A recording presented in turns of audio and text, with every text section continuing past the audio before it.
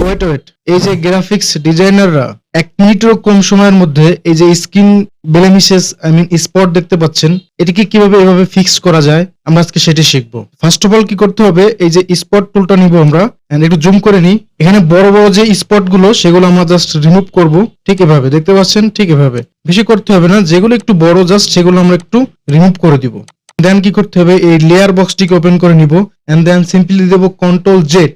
Okay, and then দিয়ে দেবো আবার কিবোর্ড থেকে কন্ট্রোল আই দিয়ে ইনভার্ট। ওকে, দেন এখানে নর্মাল থেকে আমি দিয়ে দেবো হচ্ছে ভেভেট লাইট। এন্ড দেন কি করব, ফিল্টারে যাব এন্ড দেন চলে যাবো আদার্স, এন্ড এখানে দেখতে পাচ্ছেন হাই পাস।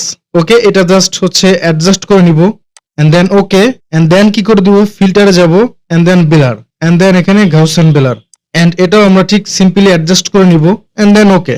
এন্ড নাও আমরা এখানে কিবোর্ডের অল্ট প্রেস করে এখানে নেগেটিভ মার্কসে এটা ক্লিক করে দিব এন্ড দেন চলে যাবো হচ্ছে বিরাশে। হ্যাঁ, বিরাশ নিব এন্ড দেন অবশ্যই খেয়াল রাখবেন যেন ফোরগ্রাউন্ড কালার হোয়াইট থাকে। ঠিক আছে, এন্ড দেন আমরা এখানে সিম্পলি একটু পেইন্ট করে নিব এরকম ভাবে, একটু কেয়ারফুলি পেইন্ট করে নিব যাতে আমার রেজাল্টটা ভালো হয়। ঠিক আছে, প্রয়োজনে জুম করে নিব আমরা এরকম ভাবে।